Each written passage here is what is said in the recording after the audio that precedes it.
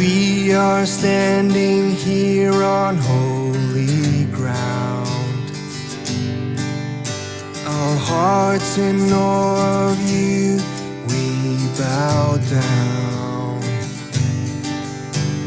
Through the fire your voice is ringing out. In your presence may my life be found. Adonai, El Shaddai, you are God Almighty. Age to age, you remain the great I am. Holy.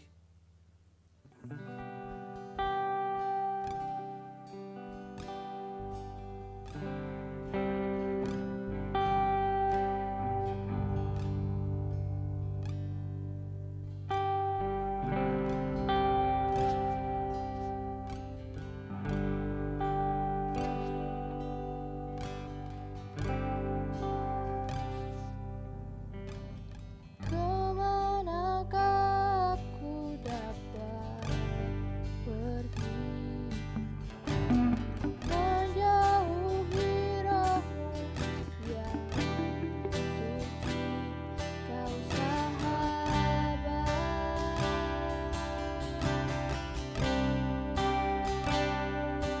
kau dekat.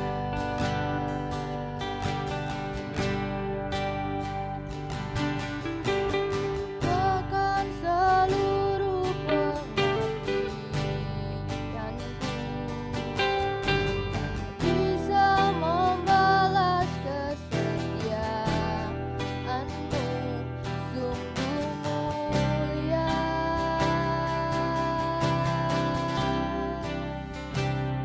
dan berharga.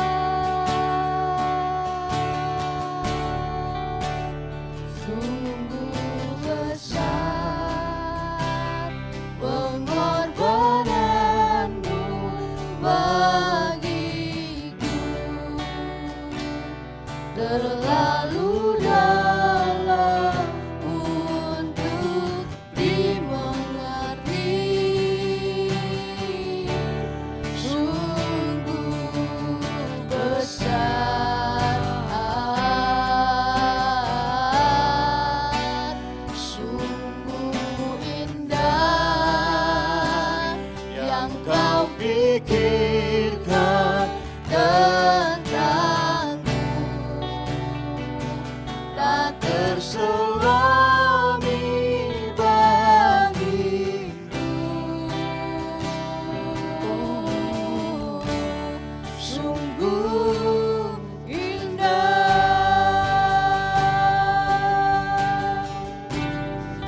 Mari bersama-sama. Manakah aku Dapat pergi, menjauhi menjauhi rohmu yang suci, Kau sahabat kau kami Bapa, sahabat, dan Kau besar. dan kau dekat. Oh, takkan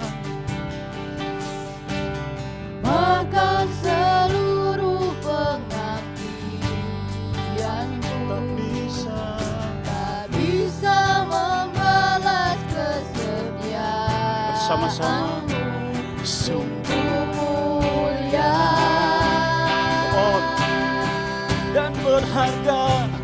dan berharga.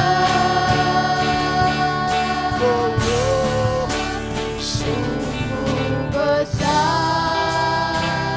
pengorbananmu bagiku,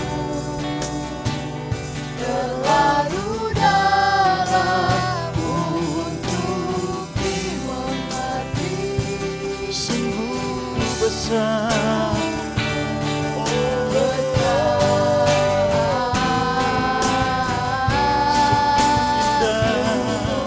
Indah yang kau pikirkan tentangku,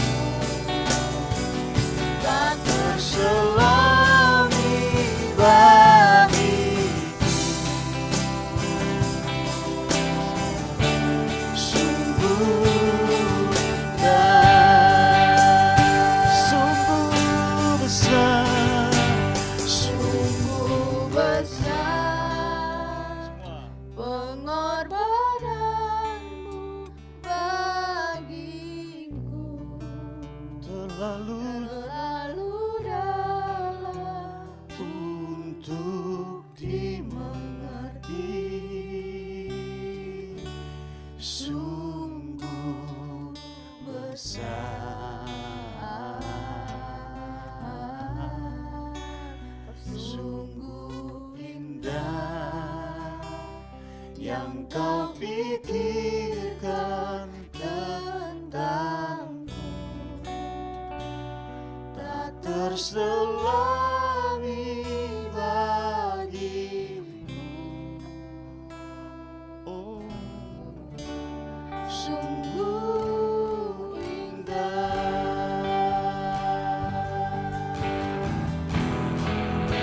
sungguh besar. Come on, pengorbananmu Tuhan.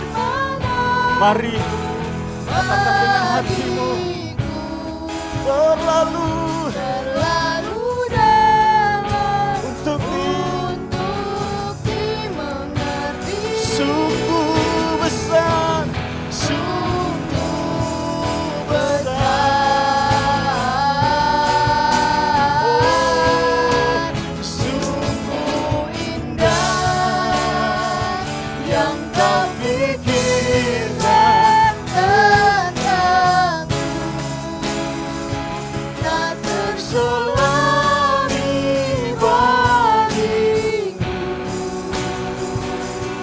Oh, sungguh indah. Sekali lagi, sungguh besar Tuhan.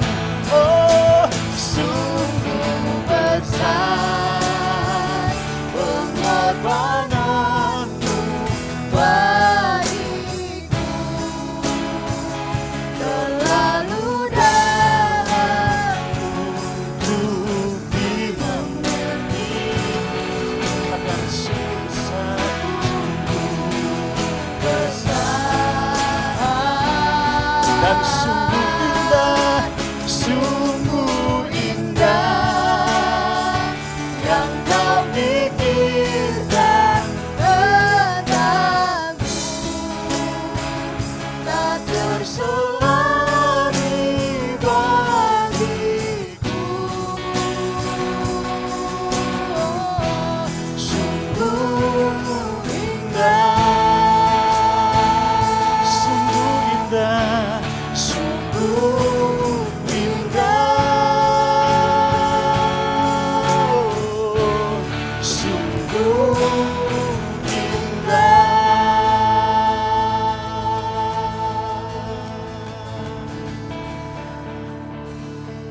Terima kasih Tuhan.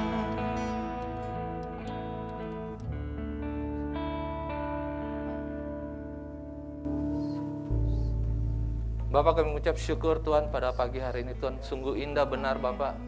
Kasih karunia-Mu Tuhan kepada kami semua yang ada di sini Bapak. Terima kasih Tuhan atas berkat-Mu Bapak pada kami pada hari ini. Di dalam nama Tuhan Yesus Kristus kami sudah berdoa dan mengucap syukur. Amin. Silakan duduk Bapak Ibu Saudara sekalian. Selamat pagi, selamat datang di Every Nation Kelapa Gading. Perkenalkan saya Rocky, tim pengerja di Every Nation Kelapa Gading ini. Gereja menyambut bagi Bapak Ibu yang baru pertama kali hadir bersama-sama dengan kami. Kita ada untuk menghormati Tuhan dan menjadikan murid. Saya akan membacakan beberapa pengumuman. Yang pertama, youth. Kita mengajak setiap youth di sini untuk bisa ikut dalam Youth Fellowship pada hari Sabtu tanggal 9 April jam 5 sore yang akan diadakan secara online melalui Zoom. Terus yang kedua, kita ada ibadah Jumat Agung. Kita mengajak juga bagi Bapak Ibu Saudara yang ikut dalam ibadah Jumat Agung pada 15 April pukul 9 pagi melalui Zoom juga. Ibadah ini akan dilaksanakan secara online dan diikuti oleh seluruh keluarga Every Nation se-Indonesia. Yang ketiga, persembahan bagi Bapak Ibu yang ingin memberikan persembahan persepuluhan secara transfer atau rekening. Yang atas itu kami nomor rekening untuk persembahan dan perpuluhan, sedangkan yang kedua untuk gedung. Kami juga ada barcode untuk scan barcode bisa menyerahkan secara scan barcode. Bagi Bapak Ibu yang ada di ruangan ini, kami juga ada amplop. Silakan Bapak Ibu masukkan persembahan secara tunai dan bisa dimasukkan ke dalam kotak yang ada di belakang.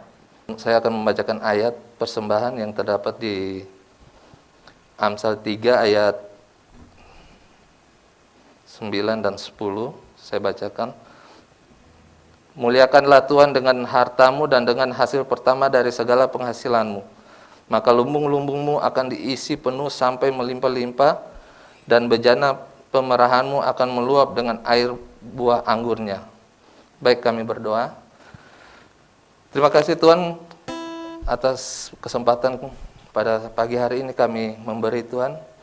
Berkati tangan-tangan yang akan memberikan Tuhan berlipat kali ganda Bapak, biar persembahan yang diberikan Tuhan bisa berkenan di hadapan-Mu dan bisa memperlebar kerajaan-Mu di tempat ini Bapak. Berkati persembahan ini Tuhan hanya di dalam nama Tuhan Yesus Kristus. Haleluya. Amin.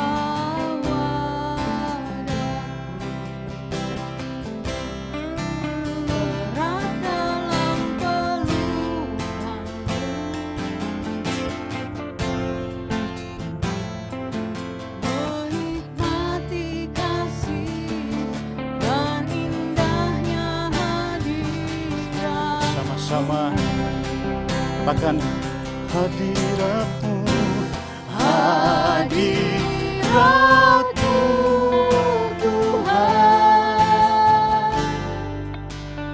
ku rasakan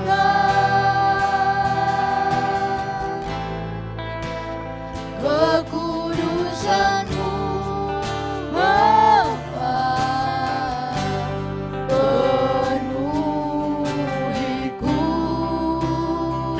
Selalu ku rindu selalu diam dalam bait-Mu, menikmati kasih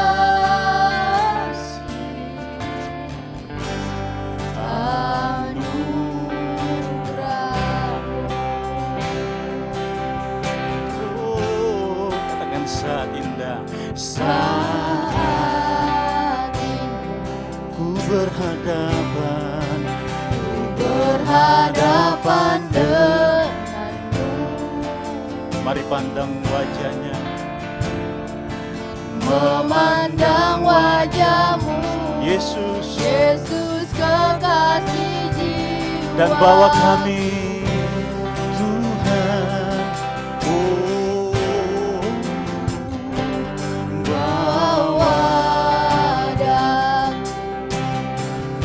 Tuhan, berat dalam pelukan-Mu,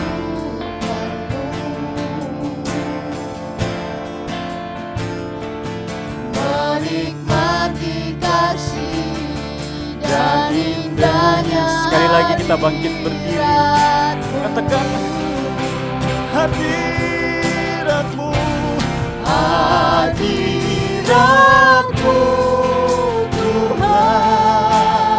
Amin. Ku rasakan kekudusan-Mu Bapa, kekudusan-Mu Bapa, penuhi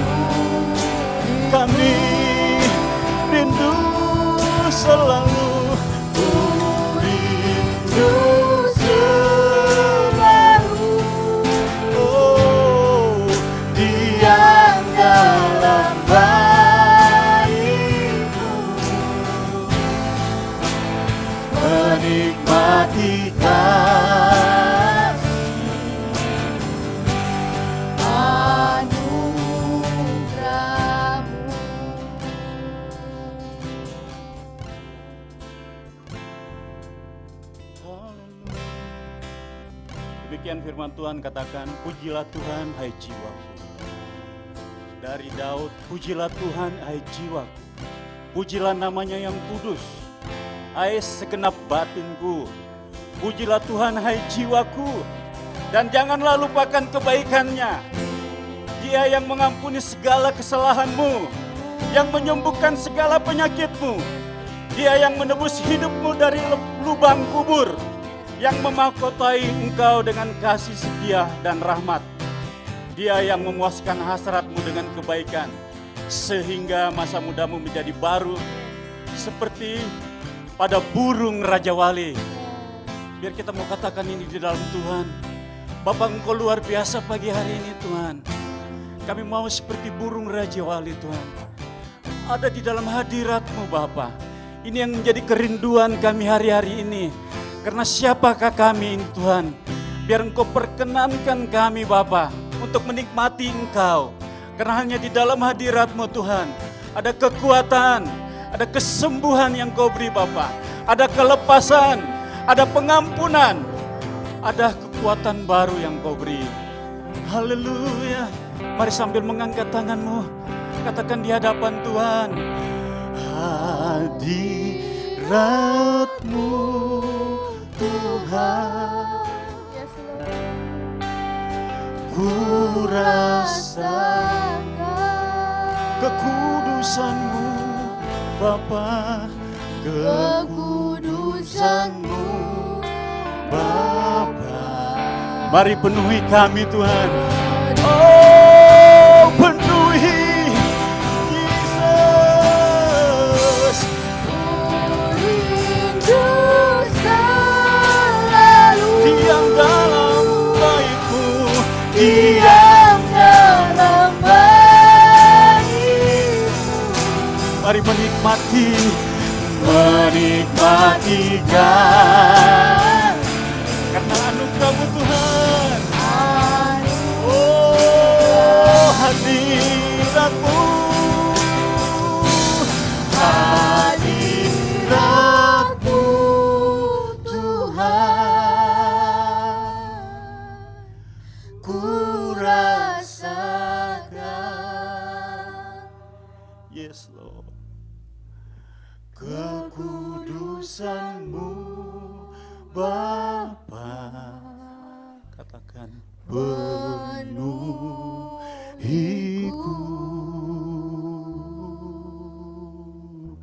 ku rindu selalu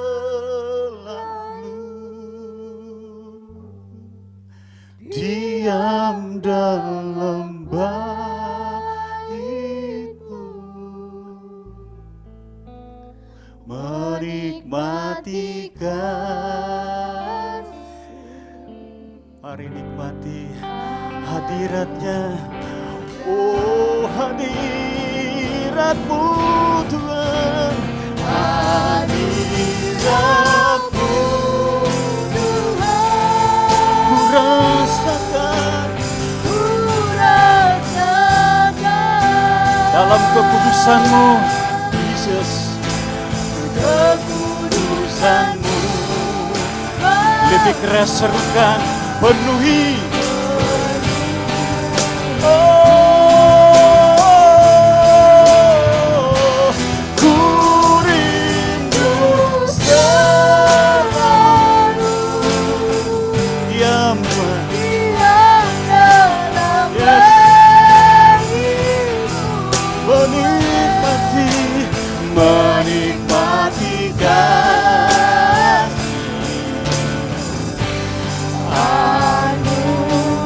Oh, menikmati kasih-Mu, menikmati kasih.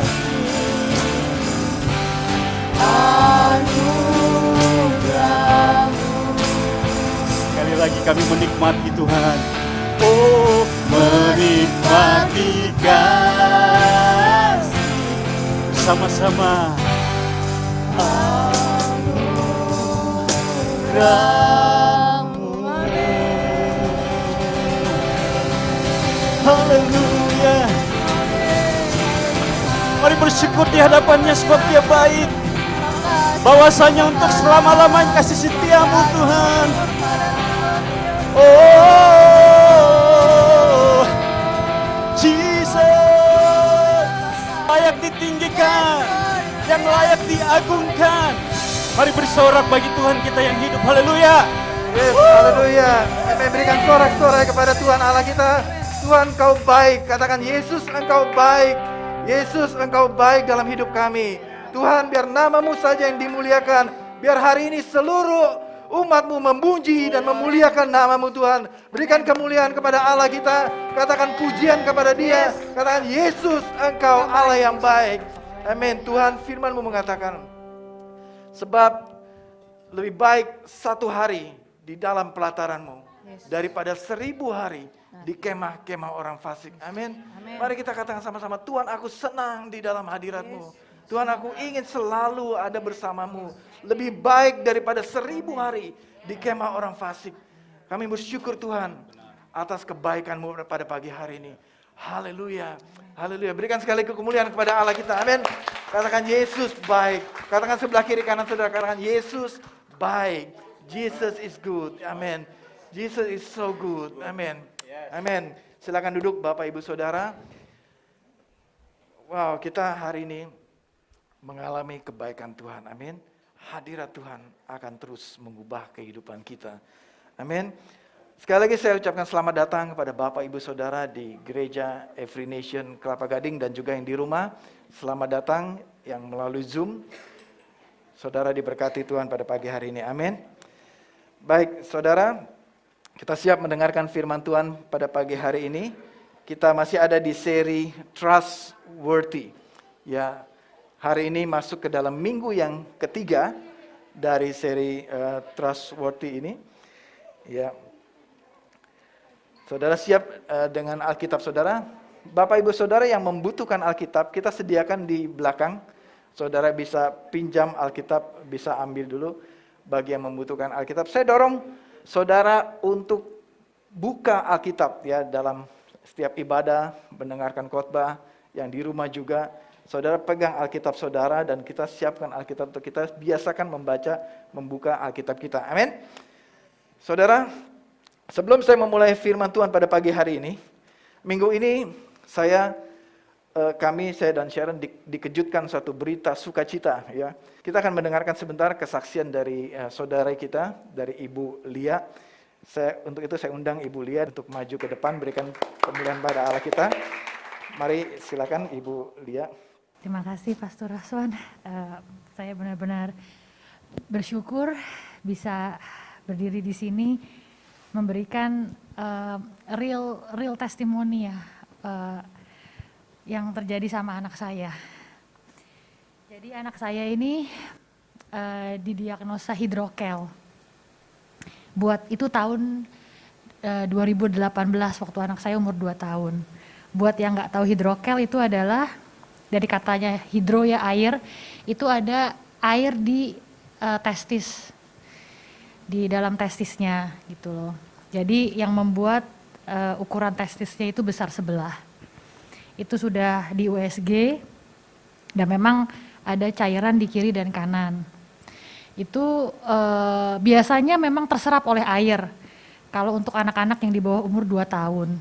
Tapi kalau di atas 2 tahun itu saya sudah tanya dokter dan sudah baca-baca juga, itu sangat bisa dibilang 99% itu tidak mungkin terserap oleh tubuh lagi. Gitu loh. Jadi jalan satu-satunya itu operasi. Karena itu kalau mungkin yang kenal operasi hidrokel biasanya dilakukan oleh anak-anak di bawah umur 2 tahun. Tapi waktu itu saya nggak mau gitu loh, nggak bisa. Mungkin part of denial juga, saya nggak bisa cerita ke orang lain karena saya nggak mau anak saya itu beda dari anak seumurnya gitu loh. Dan saya juga nggak bisa cerita ke siapa-siapa karena bahkan nggak ada yang tahu hidrokel itu apa gitu loh. Nggak ada yang tahu hidrokel itu apa, nggak ada yang tahu dokter bedah anak yang bagus siapa. Karena ini bukan penyakit yang bukan seperti kayak diare, flu atau batuk yang setiap ibu pasti pernah anaknya mengalami. Jadi saya cuma bisa simpen aja dalam hati saya. Kemudian bulan September tahun lalu saya mulai mengenal Tuhan Yesus dan saya dibaptis. Saya dibaptis. Nah, saat itu saya mulai terbuka sama orang. Saya kasih tahu ke Pastor Raswan dan juga ke Bu Sharon, Iren juga ya, sama Cynthia itu ya waktu itu yang datang. Saya minta didoakan. Saya mulai kasih tahu anak saya ada hidrokel ini. Saya minta didoakan. Saat itu juga mulai karena baru kenal Tuhan ya. Jadi saya baru mulai berdoa gitu loh, mulai berdoa. Saya mulai ngikutin dia berdoa. Saya mulai seperti itu. Kemudian terus berdoa gitu ya. Desember ketemu lagi sama Iren, sama Cynthia. Waktu itu sempat saya juga didoakan. Waktu itu Iren cerita kalau dia mungkin kalau nggak salah papanya atau siapanya mengalami. Nah saat itu saya merasa ini ada dengan cerita ke sesama teman seiman ya. Saya merasa kayaknya dicerahkan gitu loh. Karena biasanya saya dengar, oh si ini sembuh, tapi saya kan nggak kenal orangnya siapa, cuma si ini, punya teman. Tapi waktu itu saya dengar langsung dari Iren, saya mulai punya pengharapan bahwa oh ini seseorang yang saya kenal ada nih beneran sembuh juga gitu loh, mujizat. Saya mulai ada pengharapan, akhirnya saya memutuskan untuk saya ke dokter lagi. Saya mulai berani untuk face reality ya. Saya mulai ke dokter lagi. Dan mulai ke dokter lagi, saya disarankan untuk USG dan masih hidrokel. Dokternya bilang, Bu ini memang cairan yang di kiri sudah tidak ada, tapi cairan di kanan masih ada. Dokternya malah tanya sama saya, Ibu mau nunggu apa? Ini sudah harus dioperasi, anaknya sudah 5 tahun. Mau nunggu apa Bu? Saya bilang, tapi kan ini hilang dok. Iya, tapi kan tidak hilang semua. Saya ingat banget kata-kata dia. Ini benda asing itu harus dioperasi, dia ngomong gitu. Ibu, saya kasih waktu Ibu ya, nanti balik lagi. Dalam hati saya mikir, saya sebenarnya nunggu mujizat dok. Saya nunggu Tuhan bekerja, cuma saya nggak bisa bilang. Saya nggak bisa bilang ke dokter itu, saya simpan dalam hati. Terus mulai itu saya pergumulan ya. Bulan Desember, Januari itu mulai pasang surut sih itu, mulai pasang surut. Saya mulai berdoa tiap malam. Saya mulai baca ayat-ayat Alkitab, saya mulai ikut macam-macam deh. Saya juga mulai dengar lagu-lagu rohani, ya kan, yang membantu menguatkan. Sampai akhirnya itu udah pasang surut. Akhirnya saya juga minta didoakan terus ya sama Surahan, sama Bu Sharon minta didoakan terus. Akhirnya di bulan Maret saya mulai diliputi ketenangan. Saya bilang sama anak saya, kita udah berdoa sama Tuhan. Dia udah berdoa karena dia bilang dia nggak mau dioperasi. Kita udah berdoa sama Tuhan.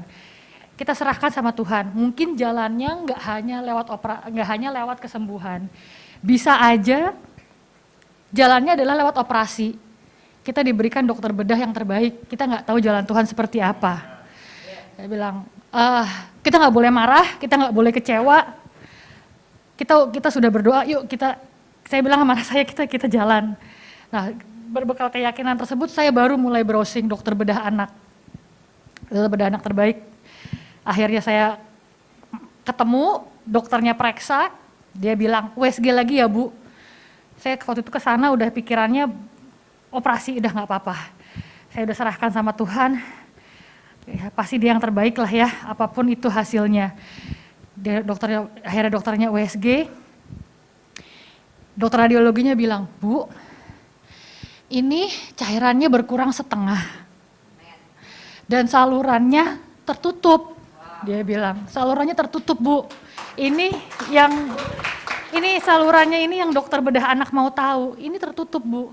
Dia bilang, terus saya tanya, ini seperti saluran anak normal lainnya dok? Iya, dia bilang. Saya pikir, wah, saya bilang ini mujizat banget. Akhirnya saya konsul ke dokter bedah anak lagi. bawa hasil USG. Dokter bedah anaknya bilang, "Bu, dari hasil USG ini anak ibu tidak perlu dioperasi." Itu amazing banget ya, bener-bener amazing banget. Itu saluran nggak akan bisa ketutup sebenarnya, nggak akan bisa. Saya udah browsing, saya udah cari tahu. Semua anak-anak, saya sudah DM, saya sudah email ibu-ibu yang anaknya dioperasi, itu nggak ada yang ketutup, malah sudah operasi ada lagi kambuh. Tapi mujizat Tuhan banget, mujizat Tuhan banget. Ini saluran ketutup, anak saya nggak perlu operasi lagi. Ini baru kejadian Senin kemarin saya ke dokter bedah anak.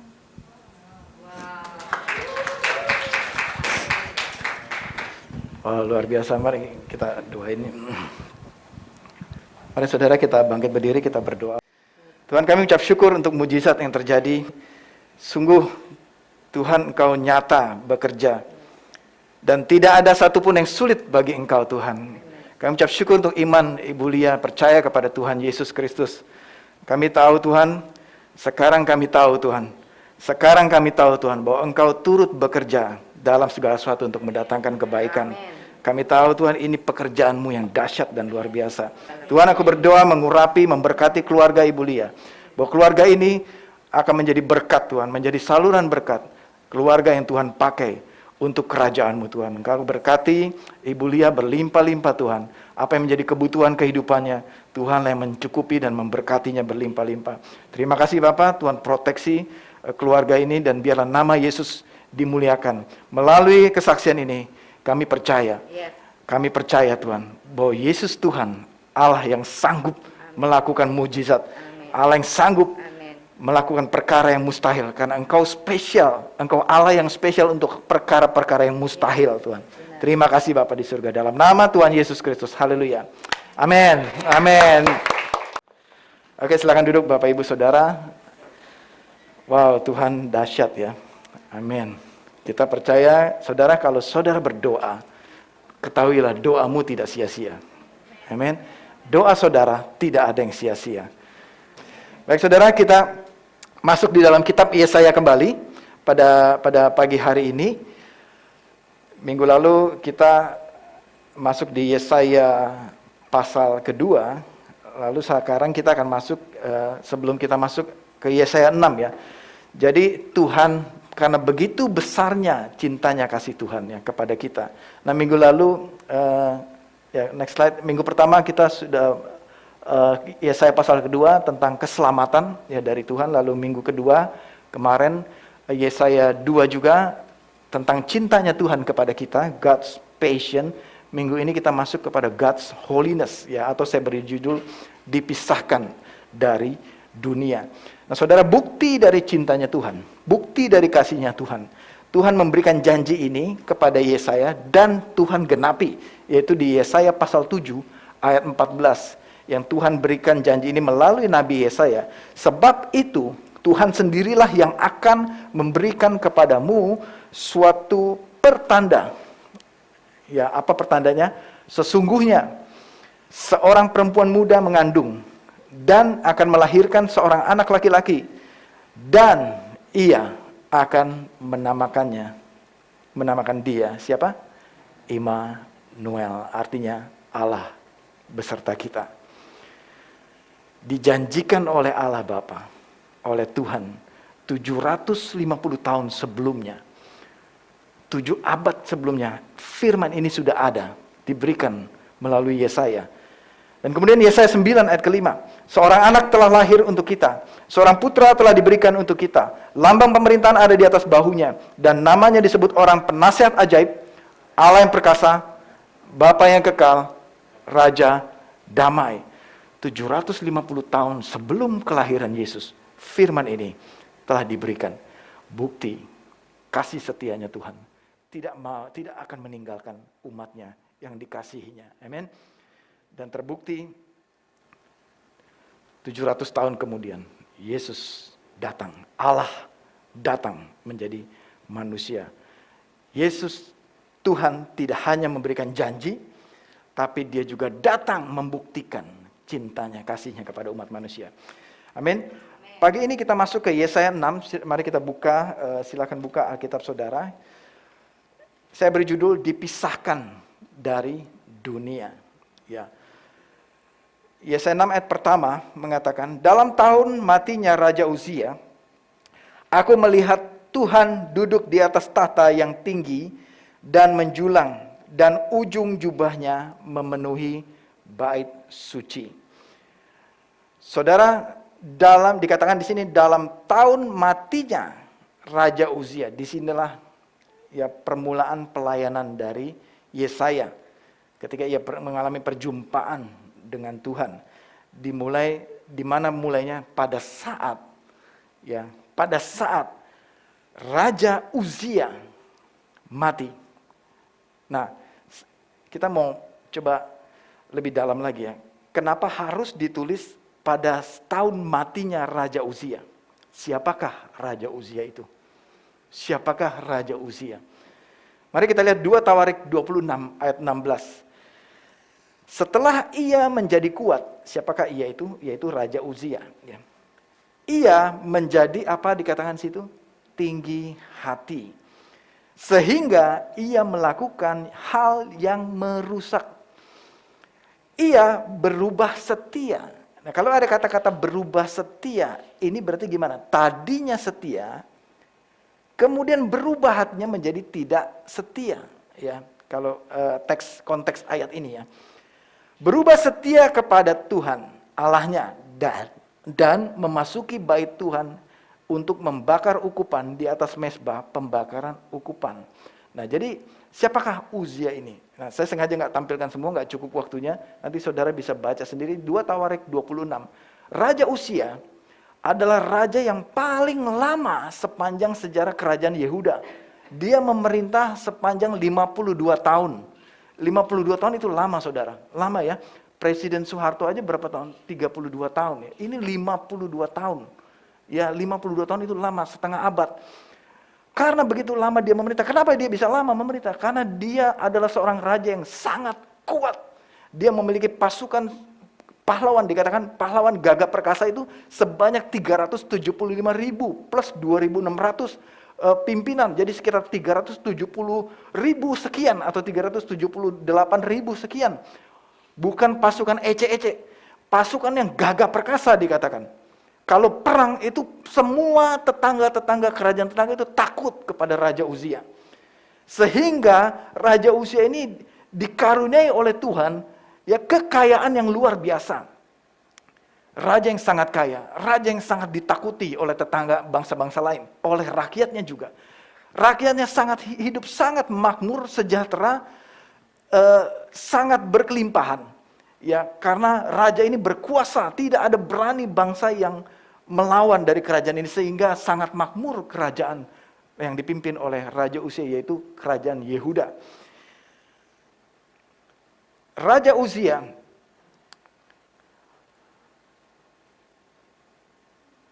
raja yang sangat ditakuti oleh rakyatnya, raja yang sangat berwibawa, raja yang sangat berkarisma, dan Raja Uzia dia hidup dalam takut akan Tuhan.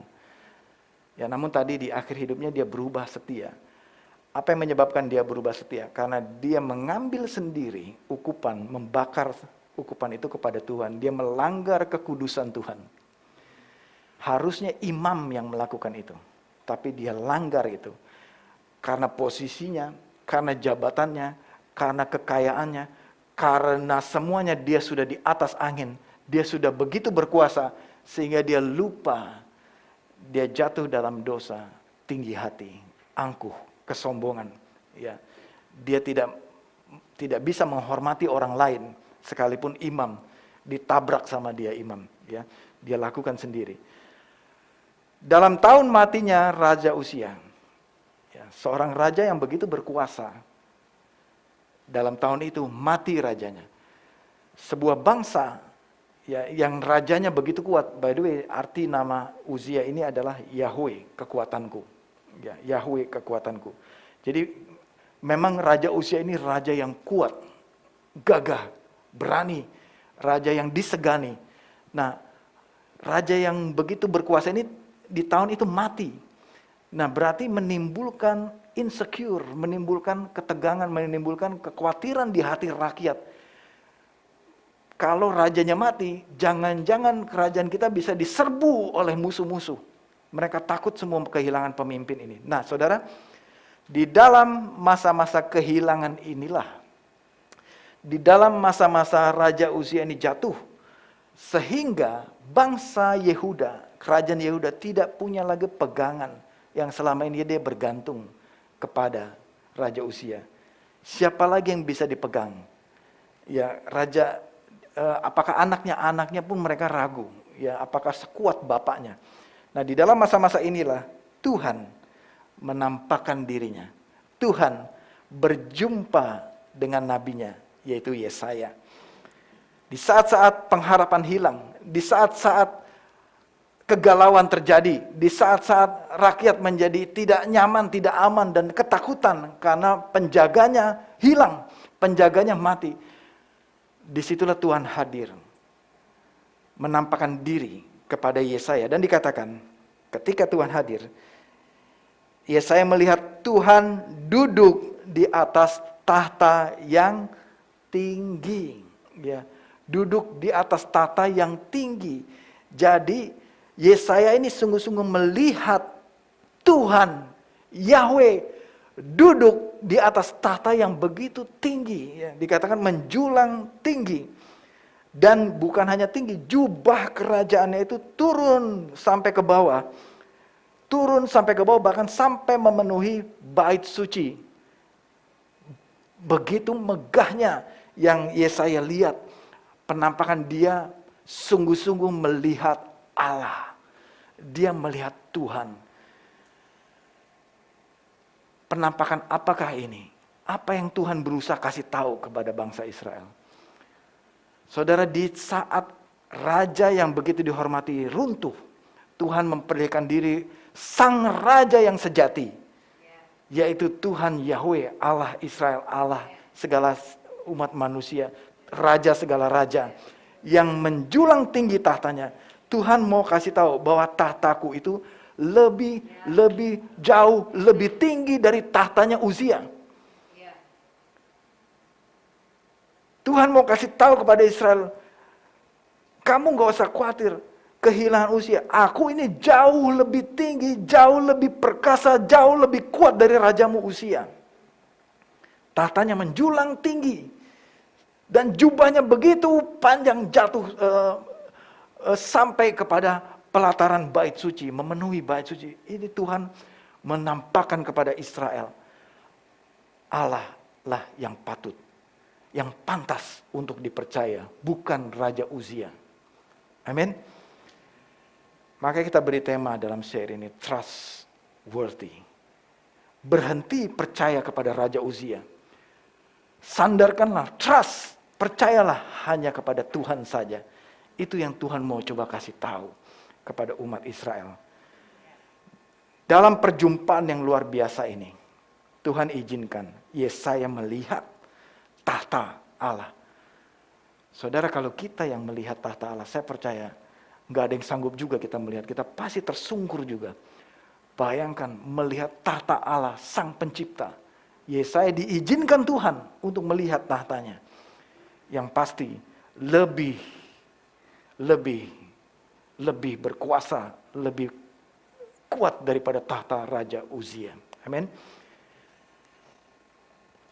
Ayat kedua. Maaf. Para serafim berdiri di sebelah atasnya. Ya, jadi serafim ini adalah makhluk sorga, ya. Makhluk sorga atau malaikat, ya. Masing-masing mempunyai 6 sayap. Jadi kalau bicara para serafim ini ada banyak. Jadi di tahta itu, ya saya coba cari gambarnya, tapi ini pasti gambarnya juga fake ya, susah, nggak bisa kita gambarin, ini kira-kira aja ya. Jadi di tahta itu, yang jubahnya itu merumbai sampai ke bawah, tahta Allah Bapa, Allah Putra, Allah Roh Kudus, tahta Tuhan. Di sana para serafim, makhluk surgawi ini atau malaikat, melayang-layang dengan 6 sayap.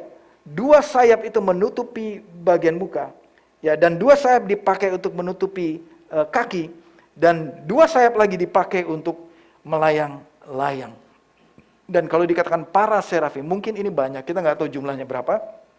Ayat ketiga, Dan mereka berseru-seru kepada seorang antara saling mereka.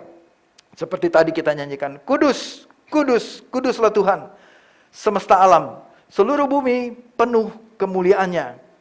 Ayat keempat, maka bergoyanglah alas ambang pintu disebabkan suara orang yang berseru itu, dan rumah itu pun penuhlah dengan asap, ya.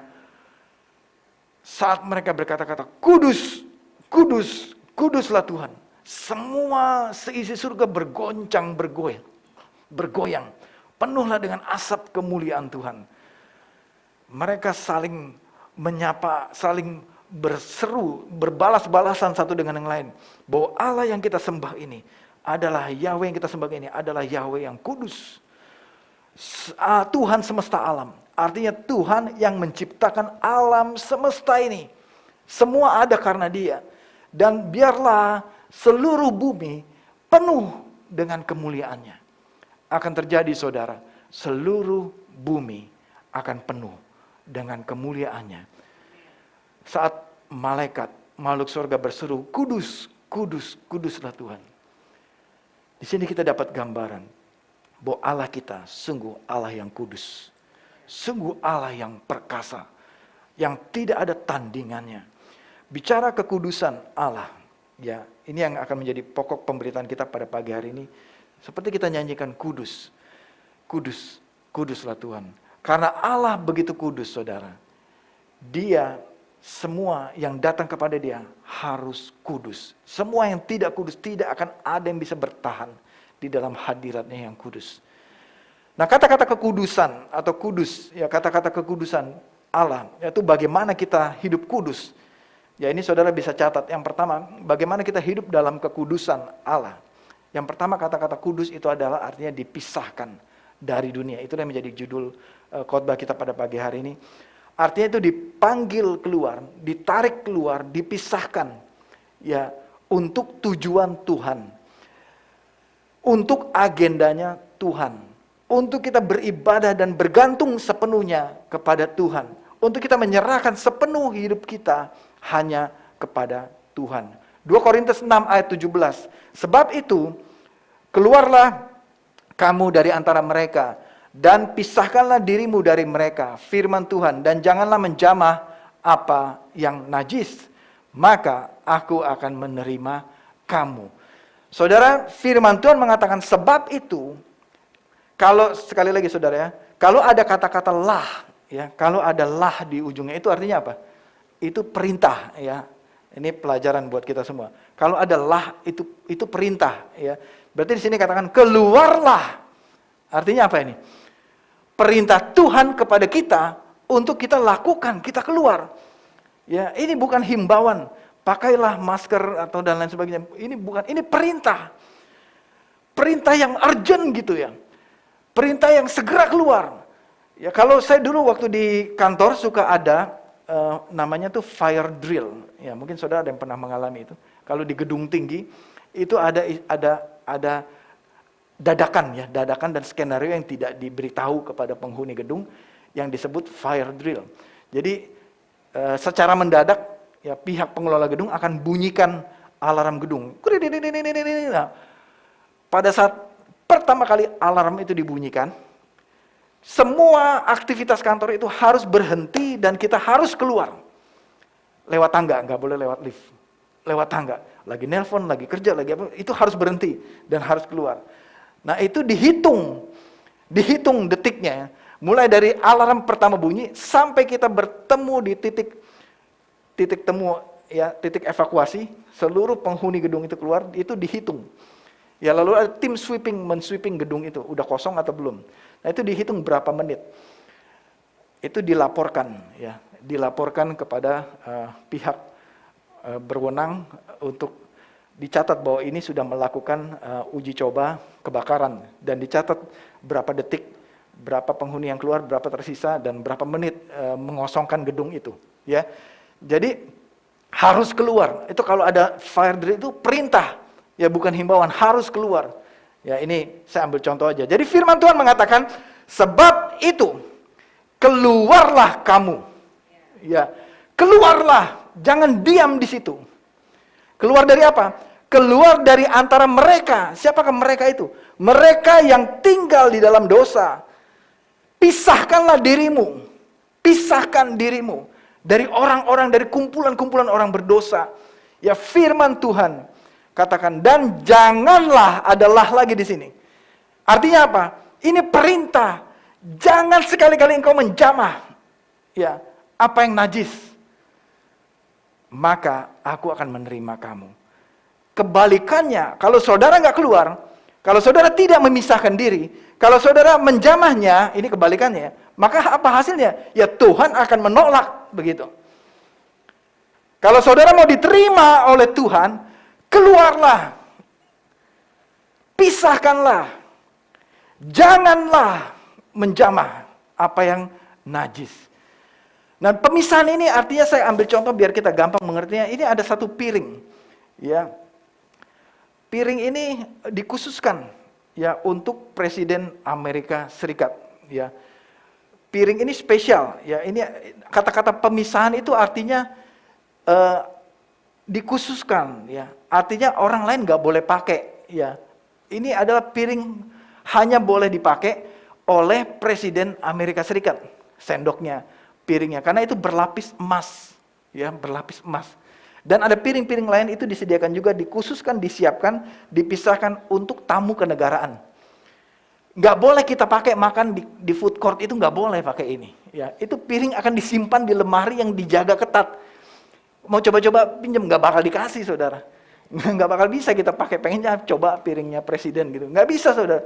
Piring ini didedikasikan, piring ini disimpan, piring ini dikhususkan, atau piring ini bisa kita bilang dikuduskan, tanda kutip ya. Dipisahkan untuk siapa? Untuk sang presiden. Ya, demikian contoh lain ya, karena saya suka bola. Saya ambil contoh sepak bola ya. Tim sepak bola Indonesia. Saudara, tim ini diambil dari berbagai klub. Klub sepak bola di seluruh Indonesia, dicari yang terbaik, dipilih yang terbaik, disimpan, dikhususkan, disimpan di dalam satu lokasi pelatihan. Dia nggak boleh keluar, dia nggak boleh pegang handphone, dia nggak boleh makan sembarangan, dia nggak boleh jajan, dia nggak boleh chit-chat sama teman-temannya. Dia khusus di dalam pelatihan itu untuk sebuah pertandingan internasional. Mereka dikhususkan. Ya, nah gambar berikutnya, dan hasilnya apa? Mereka menjadi juara. Ya, menjadi juara. Mereka dipisahkan dari teman-temannya, dikeluarkan dari klubnya, ya sementara ya. Mereka dikhususkan, dilatih di dalam lokasi tertentu, diisolasi untuk suatu tujuan, yang mulia dan berharga. Inilah artinya, saudara, kita dipisahkan oleh Tuhan. Oleh karena itu keluar, saudara, dari mereka yang hidup di dalam dosa. Jangan menjamah apa yang najis. Pisahkanlah dirimu. Saudara, kita nggak bisa bersatu, gelap dan terang nggak bisa bersatu. Kita dipanggil untuk dipisahkan oleh Tuhan. Dikhususkan, bukan untuk dikucilkan, tapi karena saudara spesial dan berharga di mata Tuhan. Tuhan mau membentuk saudara dan saya menjadi indah, kudus di hadapan Tuhan. Yang kedua, arti kekudusan, perilaku moral yang sesuai dengan firman Tuhan, kelakuan, ya tindak tanduk kita, sikap hati kita, menjalani kehidupan sesuai dengan firman Tuhan, ketaatan melakukan firman Tuhan, tidak kompromi dengan dosa. Ya, bagaimana kehidupan kita sehari-hari, perkataan kita, perbuatan kita, apa yang saudara posting di sosial media, ya, apa yang saudara lakukan dalam kehidupan sehari-hari, apakah saudara mencerminkan firman Tuhan? Itulah kekudusan.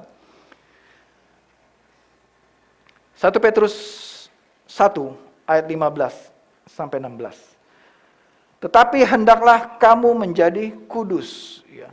Lagi ada kata lah di sini. Ini artinya apa? Perintah, saudara, yang kita harus, yes sir, kita patuhi perintah Tuhan. Amin. Jangan sekali-kali katakan no, ya kan, kepada perintah Tuhan katakan yes. Saya siap, Tuhan. Ya, saya senang kalau chat sama Endo. Ya. Apa kabar Endo? Siap. Jadi kalau sama Endo pokoknya siap dulu aja jawabnya. Gitu kan. Mau nanya, kita live group ya siap. Maaf, gak bisa. Oh, kirain siap bisa. Gitu. Jadi itu satu sikap yang bagus ya, satu attitude yang luar biasa bagus. Sikap hormat dan taat kepada perintah, apalagi kepada firman Tuhan. Yes, siap. Gitu, harusnya kepada firman. Tapi hendaklah kamu menjadi kudus. Ya. Hendaklah kamu menjadi kudus. Berarti saudara bisa. Kalau Tuhan yang katakan, hendaklah kamu menjadi kudus. Berarti apa? Berarti kamu bisa. Berarti kamu bisa. Kalau kita ditelepon oleh Presiden Jokowi pagi ini, misalnya saya ditelepon, Rason datang dong ke istana. Kalau yang nelpon Jokowi, pasti bisa saya masuk, betul nggak? Kalau yang nelpon, ada Herman di sini, halo Herman. Misalnya Herman yang telepon saya, Rason datang dong ke istana. Saya ragu dia, istana mana kali? Ya istana Season City kali atau gimana? Ya kan? Jadi saudara, kalau yang ngomong Tuhan, tetapi hendaklah kamu menjadi kudus. Berarti apa? Saudara bisa hidup kudus. Hendaklah kamu menjadi kudus di dalam seluruh hidupmu. Sama seperti Dia yang kudus.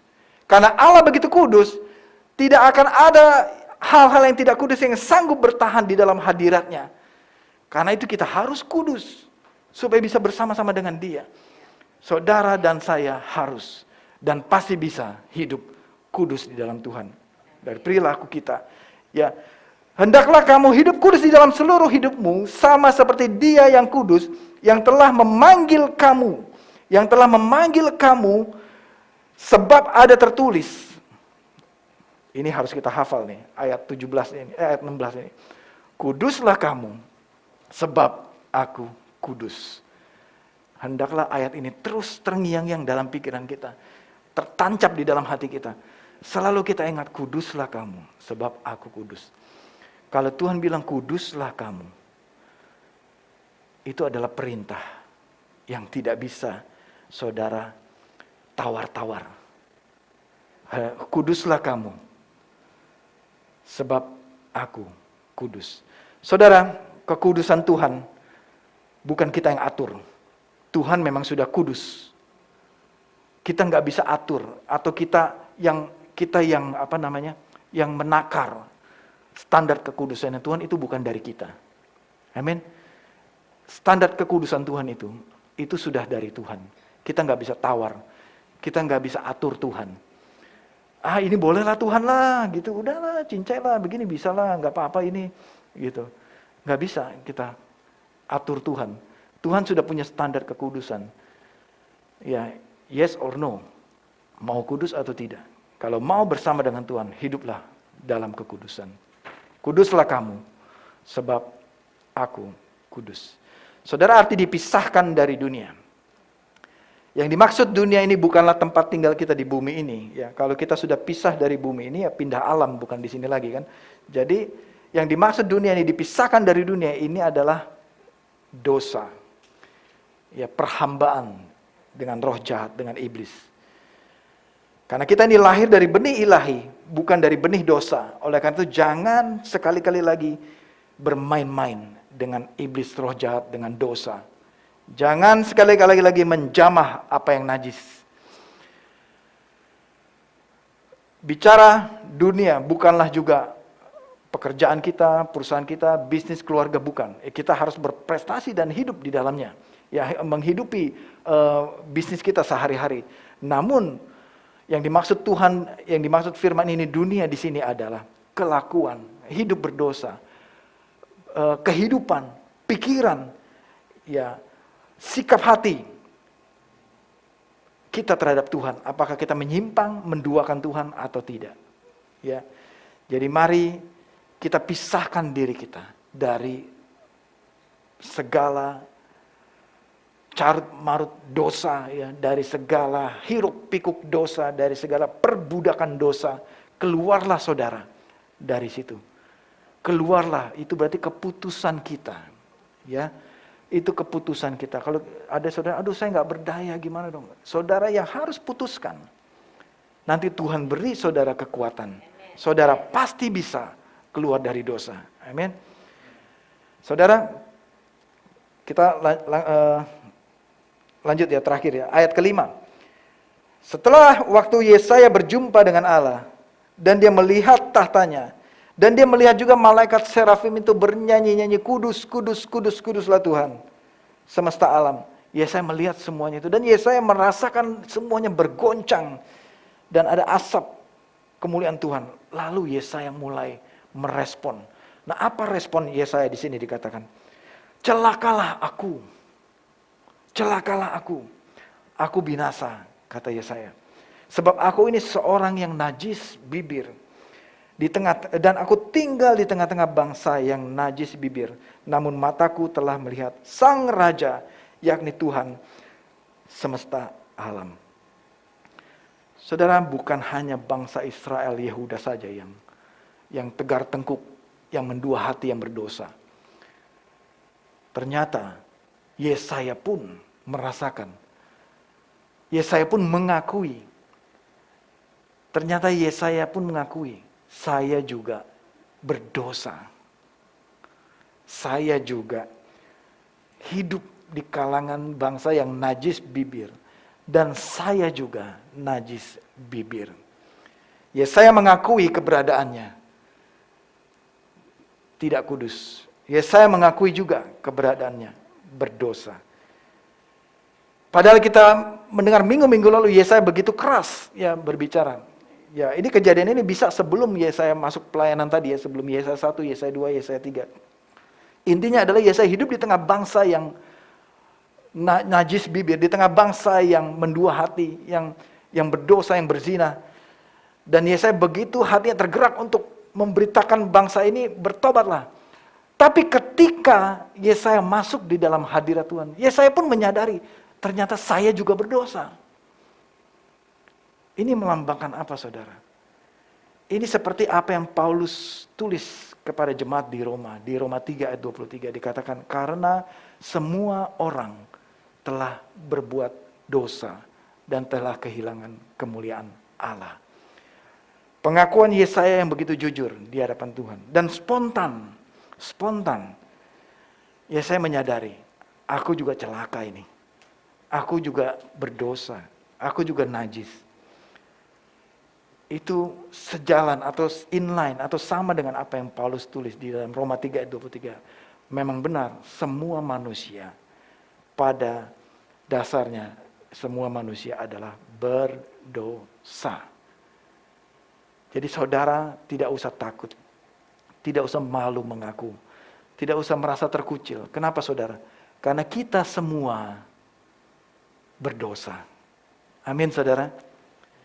Seperti Yesaya katakan, ketika dia berjumpa dengan Tuhan, ketika dia di dalam hadirat Tuhan, dia mengaku, saya juga berdosa. Kita semua, saudara, berdosa. Kita semua ini binasa seharusnya. Roma 6 ayat 23. Sebab upah dosa ialah maut. Seharusnya kita semua ini binasa. Namun, tetapi karunia Allah adalah hidup yang kekal dalam Yesus Kristus Tuhan kita. 1 Yohanes 1 ayat 9. Ketika Yesaya mengakui dosanya, sama juga halnya Rasul Yohanes menulis, jika kita mengaku dosa kita, maka ia adalah setia dan adil, sehingga ia akan mengampuni segala dosa kita dan menyucikan kita dari segala kejahatan. Ada amin saudara? Betapa kita bersyukur kepada Tuhan. Karena dia telah memberikan jalan keluar kepada kita. Kita yang tidak bisa menyelamatkan diri kita sendiri. Sebagaimana kita lihat juga di ayat 6, dan kemudian tetapi seorang daripada serafim itu terbang mendapatkan aku. Di tangannya ada bara yang diambilnya dengan sepit dari atas mezbah. Ayat ke-7, ia menyentuhnya kepada mulutku serta berkata, lihat, ini telah menyentuh bibirmu, maka kesalahanmu telah dihapus dan dosamu telah diampuni. Jika kita mengaku dosa kita, Allah setia dan adil. Ia akan mengampuni dosa saudara dan saya. Dan bukan hanya mengampuni, ia menyucikan kita. Amin.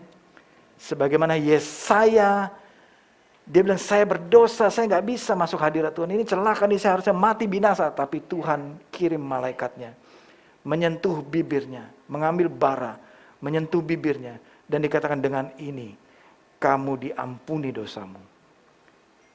Dan disucikan, dilayakkan masuk ke dalam hadirat Tuhan. Jadi saudara Bapak Ibu, kita nggak bisa membenarkan diri kita sendiri. Kita tidak bisa membawa kebaikan kita masuk hadirat Tuhan, membenarkan diri sendiri. Harus Allah sendiri yang menjamah menyentuh kita dan mengampuni kita. Disitulah kita bisa dikuduskan, disucikan. Jadi saudara dan saya perlu Yesus Kristus Tuhan. Kita perlu Yesus untuk mengampuni dosa kita. Amin. Hanya saudara perlu mengaku. Saudara perlu datang dan mengaku dosa kita di hadapan Tuhan. Dan terimalah Yesus sebagai Tuhan di dalam hidup kita. Terakhir Ibrani 12 ayat 14. Berusahalah hidup damai dengan semua orang. Dan kejarlah, apa saudara?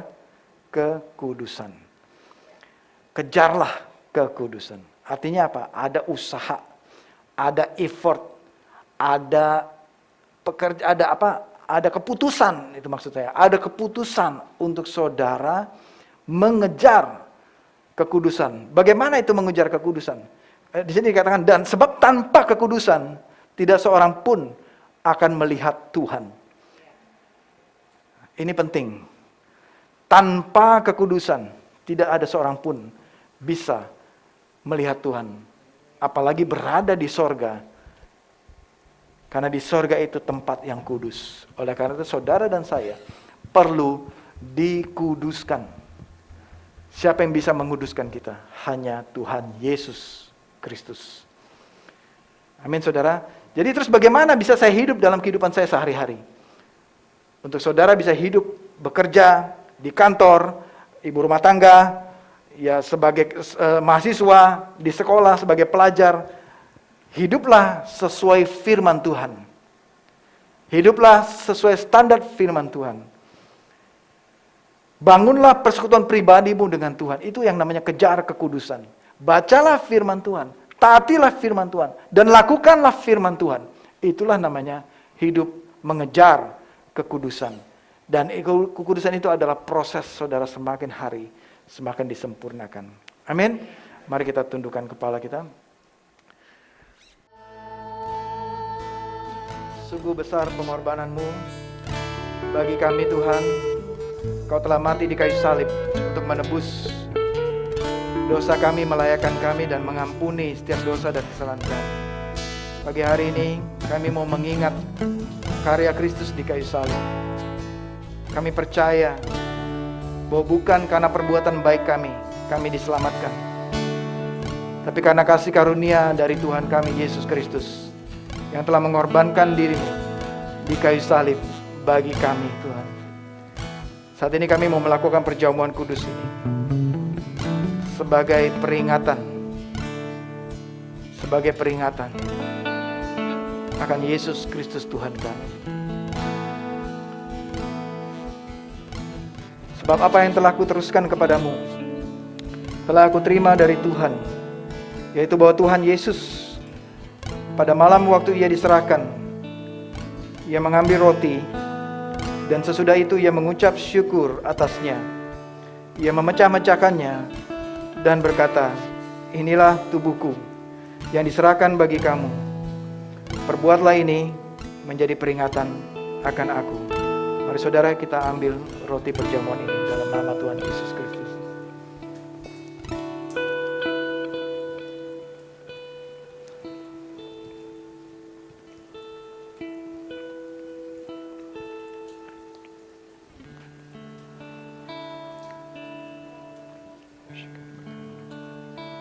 Mari saudara kita angkat anggur perjamuan ini.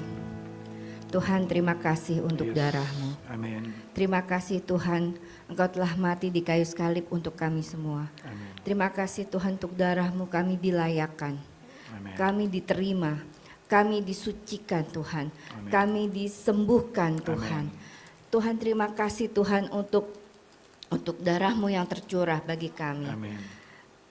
Demikianlah juga ia mengambil cawan sesudah makan lalu berkata, cawan ini adalah perjanjian baru yang dimeteraikan oleh darahku.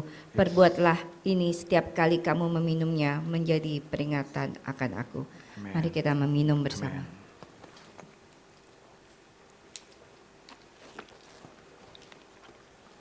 Amin.